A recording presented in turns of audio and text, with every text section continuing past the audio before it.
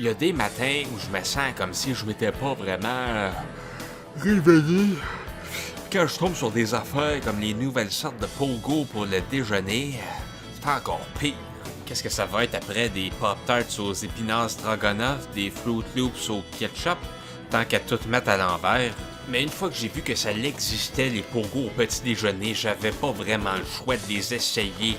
C'est bien connu que le premier repas de la journée est le plus important. Le plus souvent, le premier repas, c'est le déjeuner.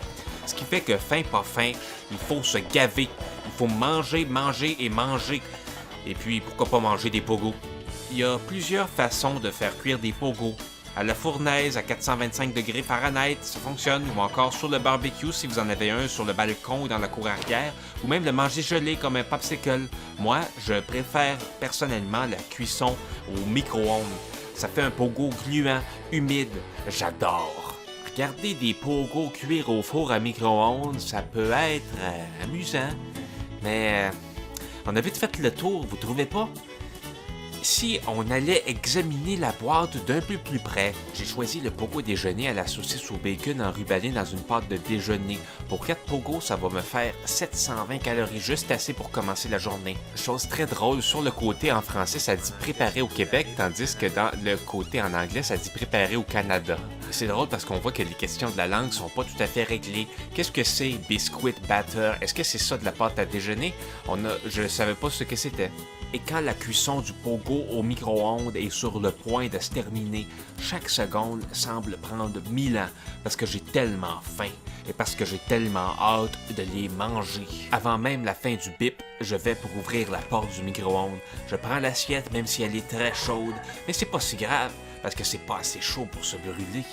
Tout de suite, je remarque quelque chose d'assez différent avec les pogos ordinaires de la sorte normale. C'est une chose qui est pas la moindre, c'est l'odeur. Oui, ça se sent, l'odeur du déjeuner, d'un bon déjeuner de bûcheron à la cabane à sucre. Par contre, pour ce qui est de l'apparence, ça se voit pas vraiment, on dirait presque un pogo normal, au bœuf. Mais non, il faut y goûter pour voir à quel point on est dans un univers complètement à part. La pâte à déjeuner est une texture beaucoup plus spongieuse. Ça se mange chaud et bien pour starter la journée, je dirais pas le contraire. Pour être quelqu'un, moi, qui me suis jamais vraiment privé de manger un bon petit pogo pour déjeuner, je vois pas trop c'est quoi l'intérêt de ces nouvelles saveurs-là de bacon et de sirop d'érable quand on peut juste acheter un pogo normal et le mettre dans du sirop d'érable ou l'entourer de grottes bacon comme j'ai déjà fait et que je vais sûrement le refaire à l'avenir. C'est le monde dans lequel on vit, il faut 115 sortes de toutes, 115 sortes de pogo, donc moi, en autant qu'il reste le petit dépôt de pâte de croûte sur le bâton, je suis content, je suis satisfait de mon pogo et j'ai rien à redire sur cette nouvelle création des pogo déjeuner qui sont fabriqués par la compagnie. Attendez un petit peu que je regarde c'est quoi la compagnie qui fait les pogos. Les aliments Conagra à Boisbriand. Ils font des bâtonnets à la sucre, ça a l'air. En tout cas, je savais pas ça. Hein.